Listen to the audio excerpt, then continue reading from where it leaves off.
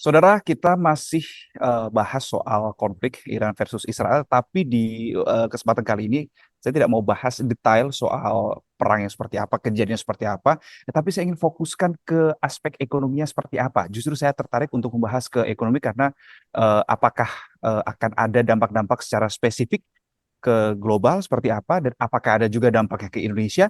Nah, untuk bisa tahu soal itu, saudara, pada kesempatan kali ini saya sudah bersama lewat saluran Zoom tapi ya dengan Direktur Eksekutif Selios Mas Bima Yudhistira. Mas Bima, apa kabar Mas? Ya, kabar baik. Kabar baik. Terima kasih Mas Bima udah meluangkan waktunya untuk bisa saya ganggu. Mas Bima, soal perang Iran Israel. Kita tahu kan kemarin Iran sudah bilang mengakhiri serangan militernya dan dunia berpikir it's over. Tapi ternyata ada respons dari Israel yang mengindikasikan akan ada serangan balik. Nah, fokusnya begini, Mas. Kalau memang konflik dua negara ini nggak kelar-kelar, ekonomi global gimana, Mas? Ya, ini masalahnya kan konfliknya meluas dan durasinya sudah sangat panjang ya. Hmm. Maksudnya panjang ini kan sebelumnya ada Israel Hamas, kemudian meluas sekarang ada Iran. Dan Hmm. kalau diikuti oleh serangan balik, artinya kan durasinya menjadi lebih lama. Permasalahannya kan satu, bahwa Iran ini salah satu penghasil minyak mentah nomor 7 terbesar di dunia. Hmm. Jadi kalau dampaknya sampai kepada embargo, terganggunya distribusi dari minyak mentah ke banyak negara, ini efeknya adalah harga minyak mentahnya bisa naik. Sekarang saja sudah di kisaran $86. Kalau naiknya sampai $100 per barel, ini situasi yang cukup buruk bagi Indonesia. Tapi Artinya mungkin apa? nggak, Mas, sampai angka itu, Mas? Oh, sangat mungkin. Kenapa tidak mungkin? Karena kita Oke. pernah mengalami hal yang sama beberapa tahun terakhir. Memang terjadi konflik itu memicu konflik Ukraina, memicu konflik di Timur Tengah, juga memicu terjadinya gejolak harga minyak. Jadi itu sangat mungkin. Tahun 70 juga harga minyak mentah naiknya cukup tinggi. Jadi sejarah sudah membuktikan ada hubungan kalau keterlibatan negara penghasil minyak mentah itu terhadap stabilitas harga minyak di level dunia. Nah, ini masalahnya kita Hmm. nih Indonesia sebagai negara net importir dari minyak mentah. Jadi sedikit saja terjadi gejolak, maka impor minyak kita akan jadi lebih mahal dan nanti tergantung kuat tidak nih BBM di subsidinya oleh negara. Kalau APBN terlalu berat melakukan subsidi terhadap BBM, listrik, kemudian LPG, maka akan ada penyesuaian harga kan, dan itu akan memukul daya beli masyarakat. Jadi ini semua juga bergantung dari kesiapan kita juga, karena di dalam negeri efek dari minyak sudah terasa. Kemudian efek yang berikutnya adalah efek dari kinerja ekspor kita. Timur Tengah ini Hmm. menjadi hub yang paling penting. Kalau barang-barang Indonesia dikirim ke Timur Tengah itu bisa ke Afrika, bisa juga ke Eropa. Jadi kalau ada konflik di sana mengganggu jalur logistik, ini artinya secara daya saing ekspor kita juga akan terganggu. Selanjutnya adalah terhadap reaksi di pasar keuangan. Jadi begitu ada serangan dari Iran ke Israel, itu langsung banyak investor, banyak pemerintahan dan negara-negara maju itu melakukan siasat yang beda. Dia mulai meninggalkan misalnya aset beresiko seperti saham ya, kemudian mereka berpindah ke surat utang yang lebih aman, dolar atau emas batangan. Jadi ini konsekuensinya cukup luas. Mhm. Oke, konsekuensinya cukup luas dan Indonesia harus bersiap seperti apa, Mas, untuk mengantisipasi dampak-dampak yang Mas Bima tadi udah bilang?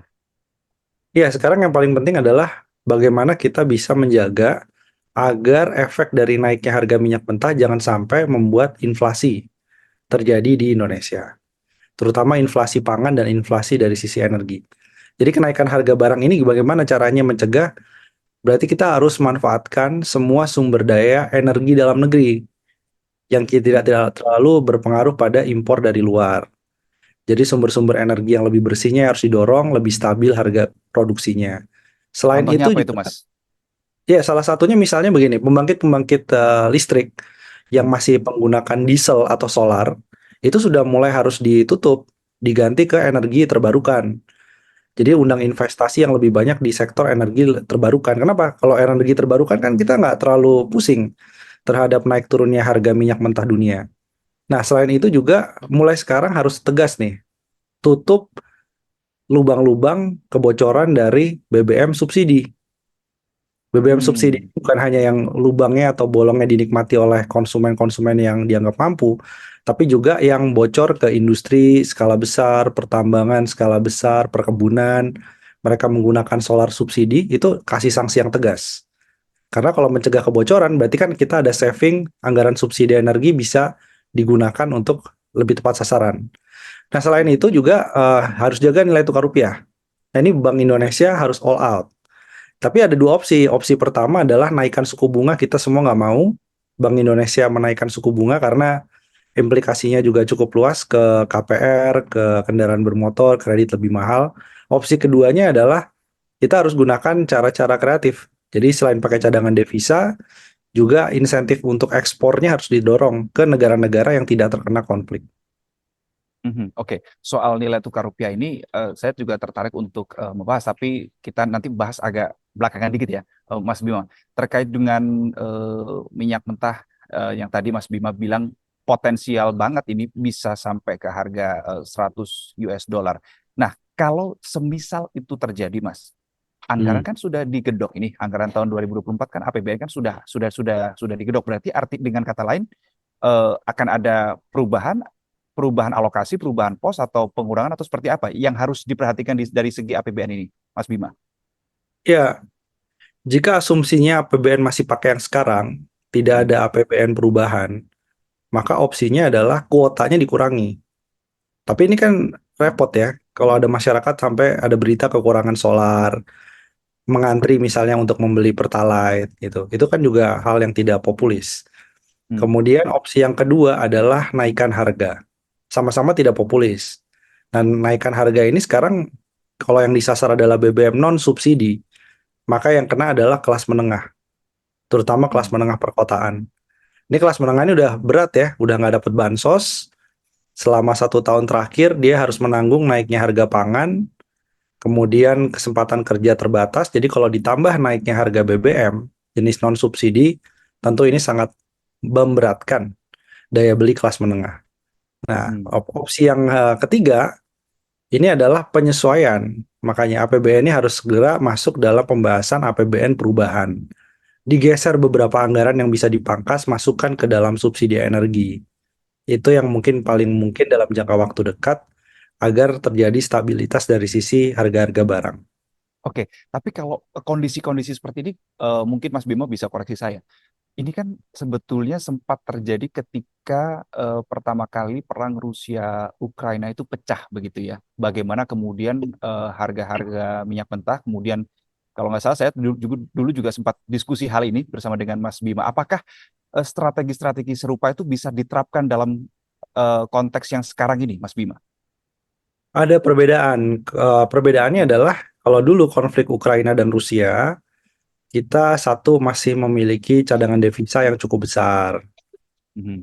Ketika dulu ada konflik Rusia Ukraina, itu juga kita masih memiliki alokasi APBN yang cukup lumayan untuk bansos dan lain-lain. Nah, tapi kalau untuk sekarang, ini kan kita melihat beberapa bulan terakhir bansos itu sudah banyak sekali dikeluarkan. Ada bansos pangan dan lain-lain dikeluarkan ya.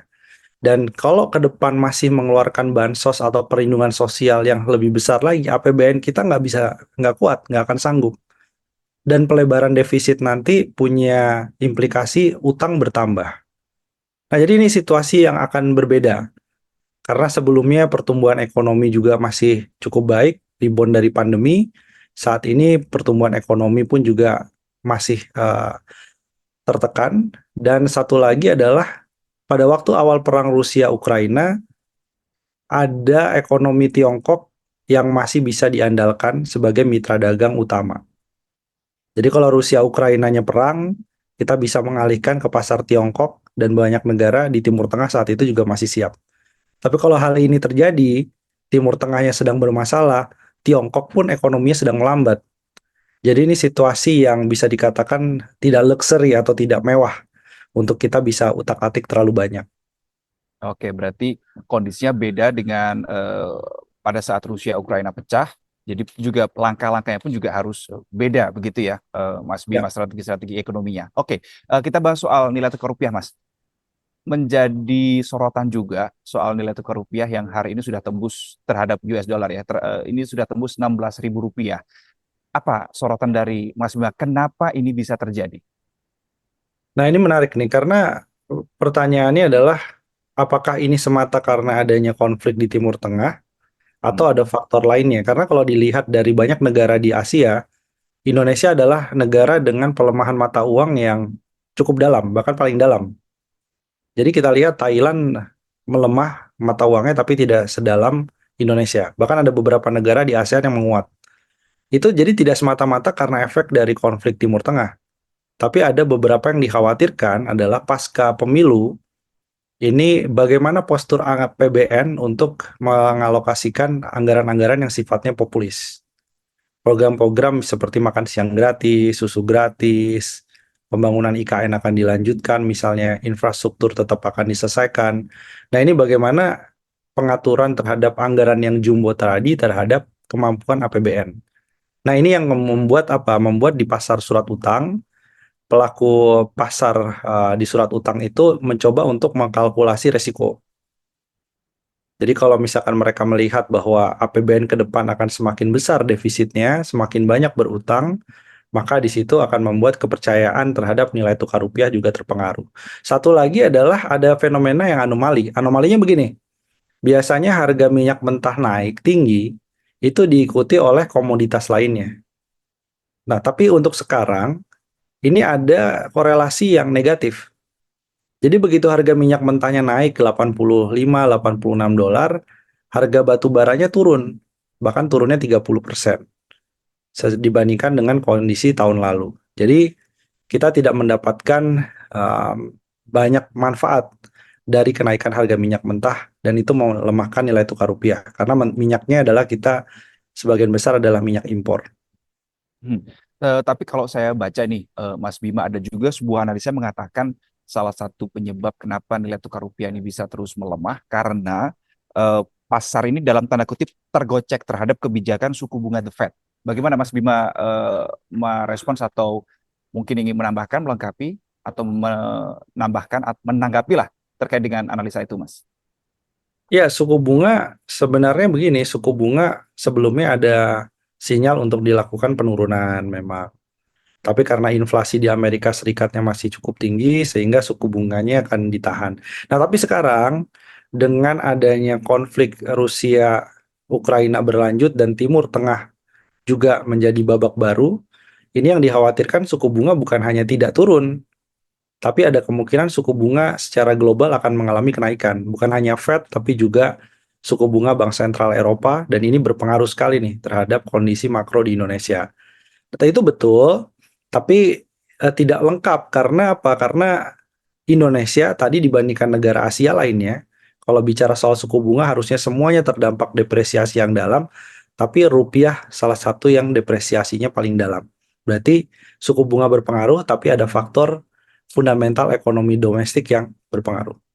Apa dampaknya kalau nilai tukar rupiah ini semakin melemah, bahkan melemahnya semakin dalam lagi, Mas Bima? Itu langsung terasa ke kehidupan masyarakat sehari-hari. Kita bicara pangan, apa pangan hari ini yang tidak impor? Pertanyaannya gitu. Hampir sebagian besar pangan, beras kita impor 3 juta ton lebih, gula kita juga impor, bawang putih impornya dominan, kedelai kita impor. Jadi banyak sekali bahan makanan yang begitu impor dibiayai impornya itu dengan mata uang asing atau falas. Ini ketika terjadi gonjang-ganjing dari rupiah, maka kita membayar lebih mahal.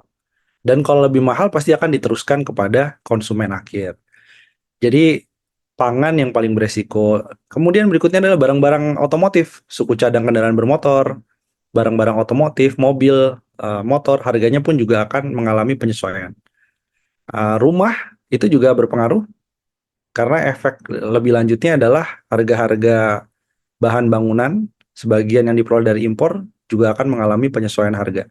Dan itu memberatkan lah bagi semua masyarakat. Oke, baik. Kita terus nantikan bagaimana dinamika ekonomi global, ekonomi Indonesia juga secara khusus ke depan seperti apa. Apakah melemahnya semakin dalam, ataukah juga akan ada rebound. Tapi akan, kalau berdasarkan analisa Mas Bima, bakal rebound nggak sih? Maksudnya dalam artian eh, akan sedikit menguat begitu dalam waktu dekat atau dalam jangka waktu tertentu untuk nilai tukar rupiah ini, Mas Bima? Eh, Sepertinya sih belum, karena harus dilihat bulan November nanti akan ada pemilu di Amerika Serikat. Itu pun juga akan jadi Hmm. game changer terhadap fluktuasi nilai tukar negara berkembang, khususnya rupiah.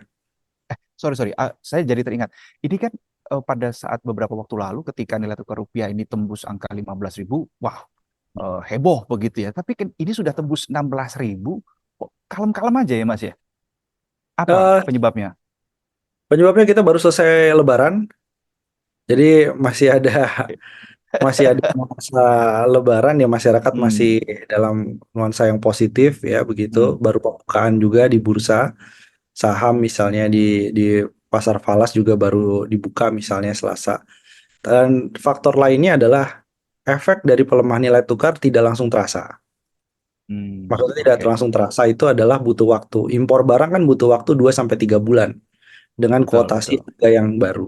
Nah, itu mungkin kita belum sekarang, tetapi beberapa bulan ke depan itu nanti penyesuaian harganya terjadi. Dan itu akan dirasakan oleh masyarakat dan barulah mungkin mungkin mungkin akan membuat sedikit hiruk pikuk ya dari masyarakat. Baik, Mas Bima Yudhistira, Direktur Eksekutif Selios, terima kasih sudah berbagi perspektif, berbagi sudut pandang terkait dengan dampak ekonomi global, dampak konflik Iran-Israel dan juga Rusia Ukraina juga yang sampai sekarang juga masih belum ada titik temunya. Terima kasih Mas Bima sudah bergabung bersama kami. Dan saudara, itu Ya, tadi sedang viral untuk kali ini. Kita jumpa di sedang viral berikutnya. Saya Reno Reksa, salam SCTV.